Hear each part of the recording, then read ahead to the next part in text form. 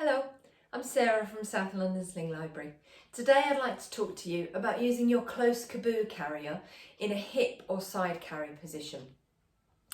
This can be a really useful position for slightly older babies, around about 4, 5, 6 months. Generally, once they've nailed their head and neck control and you find yourself naturally holding them on your hip, it can be really useful just to use your carrier to keep them there, which means you kind of get use of that arm back a little bit. It can be a really useful alternative to a facing away position. So the close Caboo doesn't facilitate a facing away position. And so when your baby gets to that nosy stage and you feel like they need to see a bit more of what's going on, you can always just encourage them to get an arm out of the close Caboo when you've got them in a standard front carry.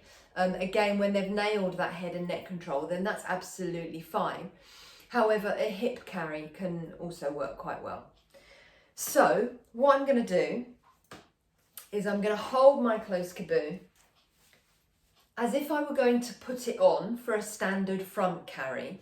So I've got my logo there so that I can read it. I've got my rings on my forearms and my shoulder straps in my hand.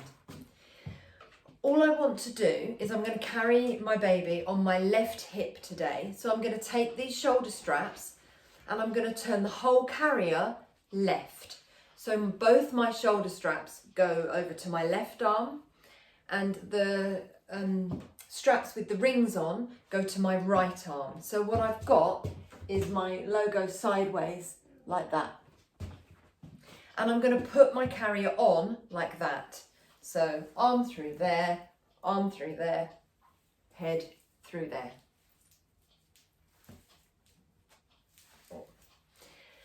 Now, to make it a bit more supportive in a hip carry, because you are dealing with a bigger baby, I'm going to use both of these fabric loops.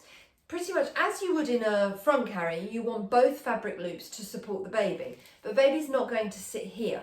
If I put my baby on my hip here, they've only got one fabric loop.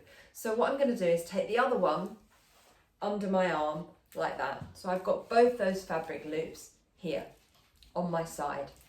I've got one set of rings here and one under my arm there.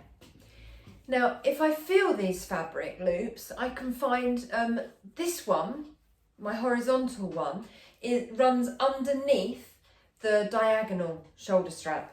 So what I want to do when I put my baby into the hip carry, I want to spread this fabric out first. If I spread this one out first, it's then going to make it difficult to find the horizontal one. So I want to remember to spread the horizontal one out first. You may find that when you put your baby in your hip carry position, it's your diagonal strap that's on top, and that's absolutely fine. It's just worth knowing that so you know which strap to spread out first. So from there, I now need my baby. So this is Frankie. Frankie is a little bit smaller than perhaps a sort of 4 to 5 month old, but my next size up doll is way too big to be faffing about with this. So we're going to go with Frankie and just use our imaginations today that Frankie is a sort of 4, 5 or 6 month old baby. So what I'm going to do is put Frankie nice and high on my shoulder, put my hand through both layers of that fabric and just guide Frankie's feet through.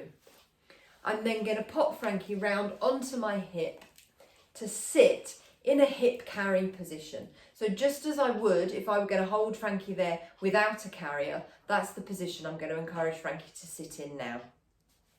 Then I'm going to reach through this strap because this, remember, my horizontal strap was my inside fabric. So I'm going to reach through here to get hold of this fabric.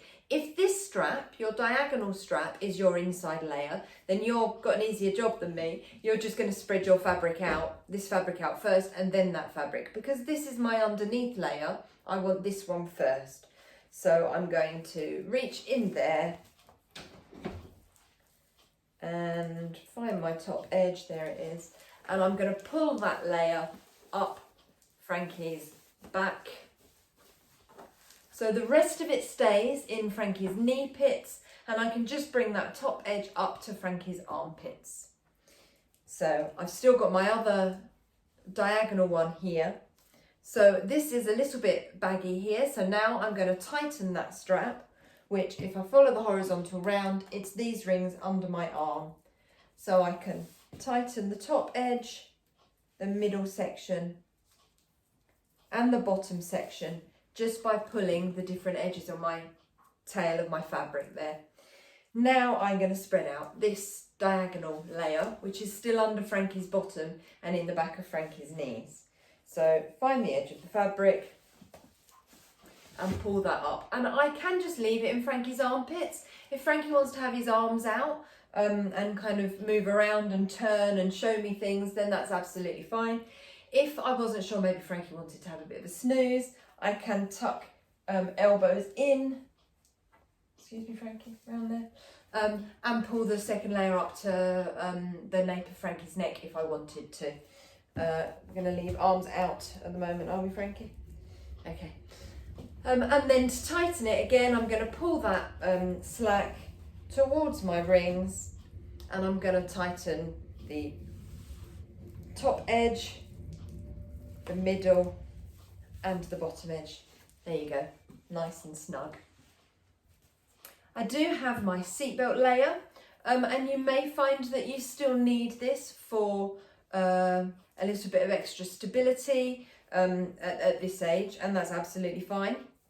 I do have a dodgy wrist, so in order to get this tied high enough, what I tend to actually do is bunch it up, put it under baby's bum, and then tie a knot. I can do that around about waist height, and it's just easier for my wrists, shoulders and elbows to be able to tie that slightly lower. I can do that and then put my thumbs in the top section of that and pull it up Frankie's back as well. And that means then I've got all three layers holding Frankie safe there. The safety guidelines are exactly the same. Keeping Frankie nice and snug here means that his weight isn't pulling away from me. So he will feel lighter by having his weight hugged into my centre of gravity. If I pop a hand on his head, do a little dip forward, I don't feel his body weight pulling away from me at all. So I know he's nice and snugly held into my centre of gravity. It would also help to guard his airways. If he falls asleep, he can just rest his head on my chest and sleep. But if he's nice and awake, he can have his arms out, he can look around. And as I was saying before, if he did fall asleep, I can always tuck him in and pull those layers up just to provide a little bit of extra support as he's snoozing. But yeah, if he's awake, I can leave him like that. To take him out, I'm basically going to reverse the process. If I wanted to, I can undo this knot. If I'm out and he's, you know, he just wants to come out and lay on the grass for a bit of a kickabout if we were in the park or something like that. Or if I'm at home and I know that he's going to want to come out and then go back in again, I can leave my seatbelt layer on. So I'm just going to tuck it under his bottom. And then I can loosen that ring, loosen the other one, which is under my arm here, and move the fabric down Frankie's body to under his bottom again, and then lift him up and out of the sling like that. So I hope that helps. If you want to borrow a Caboo or to find out any information about South London Sling Library and the services available, then you can find us at southlondonslings.co.uk. Thanks a lot. Bye.